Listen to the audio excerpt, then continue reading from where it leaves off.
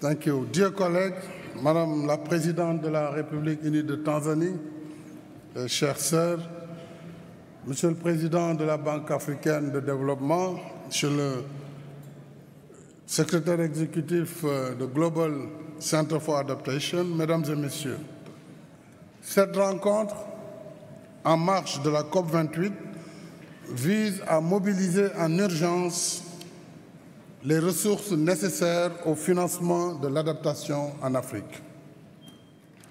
Continent le plus vulnérable au changement climatique, l'Afrique reste en retard sur le processus d'adaptation parce que bénéficiant très peu des financements concessionnels et des investissements verts, malgré l'existence de mécanismes dédiés.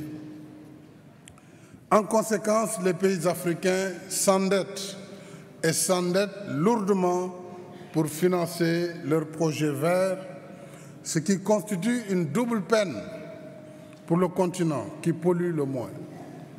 L'Afrique ne demande pas une faveur particulière, mais une approche juste et équitable de la lutte contre le réchauffement climatique. Quand nos pays sont appelés à renoncer aux schémas pollueurs que d'autres ont empruntés pendant plusieurs siècles pour mettre la planète dans son état d'urgence actuel, il est juste qu'en contrepartie, le coût de l'adaptation soit simplement équitablement réparti. Nos pays ne doivent pas être condamnés à choisir entre le développement et la protection de l'environnement. Ils doivent faire les deux. Et le bon sens, le bon choix, c'est se développer en protégeant l'environnement. C'est tout le sens de notre plaidoyer pour la mobilisation effective du financement international de l'adaptation aux risques climatiques dans les pays en développement, soit 40 milliards de dollars d'ici 2025, comme convenu à Glasgow. Force est de constater que nous sommes encore loin du compte. Les derniers chiffres montrent en effet que les flux financiers publics internationaux de l'action climatique vers les pays en développement ont chuté de 15% et plafonnent aujourd'hui à 21 milliards en 2021.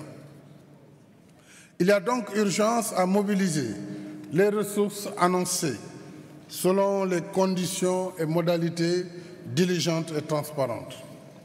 En outre, le Sénégal propose d'explorer avec le Fonds monétaire international et les pays partenaires, ainsi que le Centre mondial pour l'adaptation, la possibilité de financer des projets verts par des ressources prévues pour le remboursement de la dette, afin de soutenir la mise en œuvre du programme d'accélération de l'adaptation en Afrique. Je n'oublie pas la question vitale de l'adaptation durable des systèmes agricoles. S'il est pleinement mis en valeur, le potentiel de l'Afrique en ressources foncières et hydriques peut nourrir le continent et aider à nourrir le monde. Et je salue à ce point le programme de la BAD, Nourrir l'Afrique, avec les autres points comme l'énergie, éclairer l'Afrique, etc. L'enjeu, c'est surtout comment faire pour valoriser ce potentiel avec les technologies, le savoir-faire, les équipements et les intrants agricoles adaptés. J'appelle particulièrement à tenir compte des besoins spécifiques des jeunes et des femmes porteurs de projets, sans les soumettre à des procédures et conditionnalités complexes et dissuasives. N'oublions surtout pas que la finalité de notre action, ce sont nos populations, dont les jeunes et les femmes constituent les composantes majeures.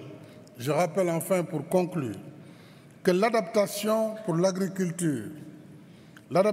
l'agriculture pour la souveraineté alimentaire de l'Afrique a été au cœur du Dakar Agricole 2 que le Sénégal a co-organisé avec le groupe de la Banque africaine de développement, et je félicite le président Adesina, avec 72 milliards de dollars qui ont été mobilisés pour la mise en œuvre du Dakar 2 agricole.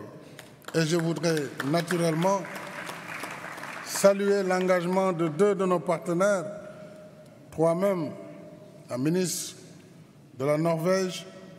Je vois son engagement, mais également nos amis, le président Adesina de la Banque mondiale, de la Banque africaine de développement, et Patrick Vreckhojen, directeur général du Centre mondial pour l'adaptation, pour les efforts appréciables qu'il consacre à cette problématique majeure de l'adaptation pour l'Afrique. Je vous remercie de votre aimable attention.